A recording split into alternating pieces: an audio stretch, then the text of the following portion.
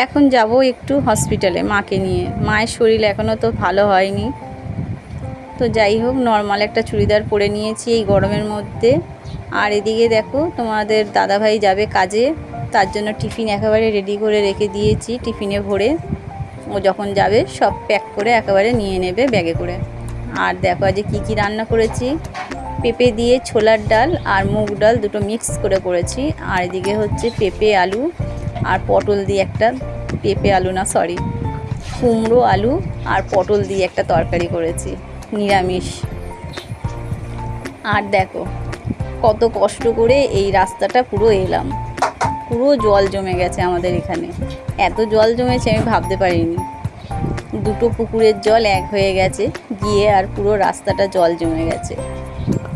আর আমি এই ধার দিয়ে, এই যে এই ধার দিয়ে এসছি, যার জন্য ভিজিনি আমি, নয়তো প্যান্ট ট্যান সব ভিজে যেত আজকের আমার। পুরো অনেকটাই করে জল। আর রাস্তাটা দেখো আমাদের সামনে, যেখান থেকে ভ্যানেতে উঠতে হয়, এইটাই হচ্ছে আমাদের এখানে ভ্যান স্ট্যান্ড। আমাদের এখানে ভ্যানে করে যাওয়া আসা করতে হয় যেখানেই যাও। তো সামনে একটা মন্দির আছে, আর এইটা বট গাছ। বট গাছটা এত বড় বিশাল যে পুরো ছায়া করে দেয় রাস্তাটাকে। তার জন্য গরুগুলোই ঠান্ডার মধ্যে শুধু ঘুরে ঘুরে বেড়াচ্ছে জায়গাটায়।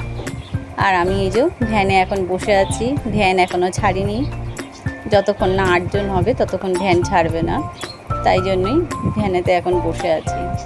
আর এই যে ভ্যানওয়ালা দাঁড়িয়ে আছে, যতক্ষণ না উনিও 8 জন হচ্ছে ছাড়বে না, এই হচ্ছে ব্যাপার। আর এখন এই যে মায়ের বাড়ি চলে এসেছি, এই যে মা আর আমার বাপের বাড়ি এই যে এরকম। তো যাই হোক, মাকে নিয়ে এখন রিক্সায় উঠে পড়েছি, রিক্সা করে যাচ্ছি। তোমরা হয়তো জানবে আইডি হসপিটাল, সেখানেই নিয়ে যাচ্ছি মাকে। মায়ের শরীরটা এখনও একটু দুর্বল আছে, যার জন্যই নিয়ে যাচ্ছি।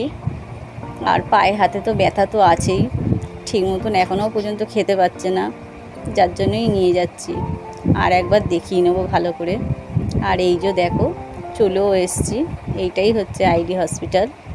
তাহলে এখনের মতন টাটা।